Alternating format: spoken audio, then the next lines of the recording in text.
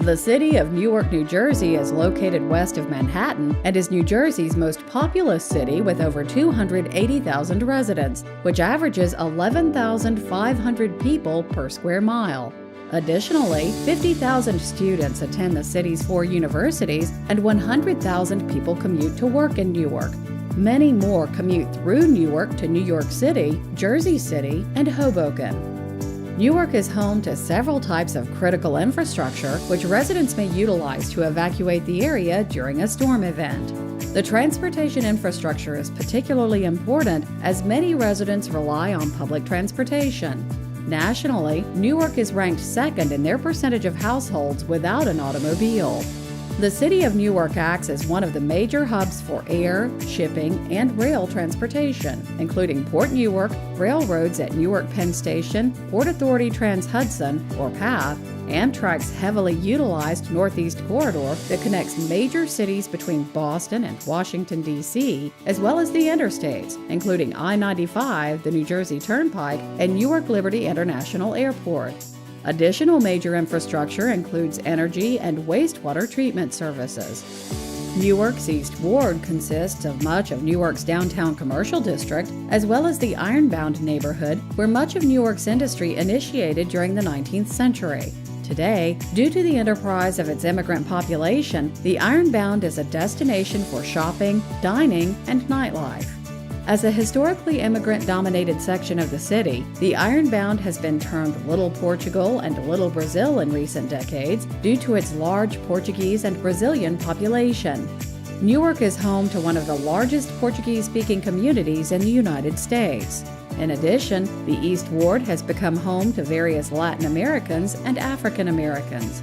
The area is largely composed of densely packed housing, which primarily consists of large apartment buildings and several public schools.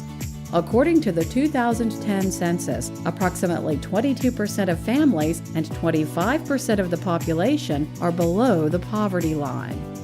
The Ironbound section of Newark was severely impacted by Hurricane Sandy the 28th through the 30th of October, 2012. Hurricane Sandy brought storm surge with an elevation of nearly 12 feet, which flooded the city in some areas with water up to 8 feet deep.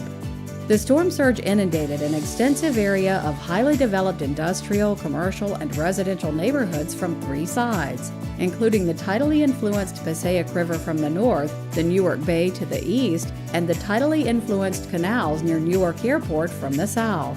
In Newark, 266 homes, 185 rental units, and 10,522 businesses were damaged. The average damage to homes was approximately $10,600 in the North Ironbound. There were 2 documented fatalities in the city of Newark attributed to Hurricane Sandy. Additionally, the highly utilized urban transit systems of the PATH, New Jersey Transit, and Amtrak that operate through this area were extensively damaged from the storm surge. The Federal Transit Administration awarded PATH $479 million, New Jersey Transit $357 million, and Amtrak $432 million in grants for repair, recovery, and resiliency projects in response to Hurricane Sandy. The U.S. Army Corps of Engineers, with New Jersey Department of Environmental Protection and City of Newark as partners, developed a coastal storm risk management plan with the goal to reduce the risk of storm surge flooding and associated damages in the study area. The Coastal Storm Risk Management Plan for the study area includes 7 floodwall segments totaling approximately 4,590 feet of floodwalls at an elevation of 14 feet, 5 road closure structures, 1 railroad closure structure, and 1 tide gate. Segment 1 includes approximately 290 feet of floodwall with road closure gates through the intersection of Frelinghuysen Avenue and East Petty Street. The floodwall and gates should be 4 feet above ground at this location. Road closure gates can be manually opened and closed in advance of storm events. A crew can accomplish this task in a matter of a few hours, which is plenty of time given the known tide cycles and hurricane warnings coming days in advance. Segment 2 includes approximately 3,440 feet of floodwall with a road closure gate and a railroad closure gate. The floodwall and gates should be no more than 8.5 feet above ground at this location. Similar to road closure gates, they can be manually opened and closed in advance of storm events. A crew can also accomplish this task within a few hours. This railroad spur is not a passenger line and is not heavily utilized. A closure should not significantly impact the operation of the rail line, but a storm event would likely require that many lines in the area be closed in preparation for a large coastal storm event. Segment 3 includes approximately 140 feet of flood wall with a tide gate across a tidally influenced canal to prevent backflow during a storm surge. The flood wall and gate should be no more than 9.5 feet above ground at this location. It is adjacent to seldom used service roads that are accessible at the end of Rutherford Street, and they are not open to the public but near Interstate 95, the New Jersey Turnpike. The gate could be designed to open and close automatically or manually and should only be closed during large coastal storm events. Segment 4 includes approximately 170 feet of flood wall with a road closure gate on Delancey Street east of Interstate 95. Segment 5 is just north of Segment 4 and is similar in design. This segment includes approximately 200 feet of flood wall with a road closure gate on Wilson Avenue, also east of Interstate 95. Delancey Street and Wilson Street pass under the turnpike through a 475-foot-long corridor similar to a tunnel. The road closure gates of Segment 4 and Segment 5 should prevent tidal surge from passing through this low-lying corridor during large coastal storms. The Segment 4 flood wall and gate should be 5 feet above ground, and the Segment 5 flood wall and gate should be 3.5 feet above ground at these locations. Both segments should tie into the large turnpike embankment.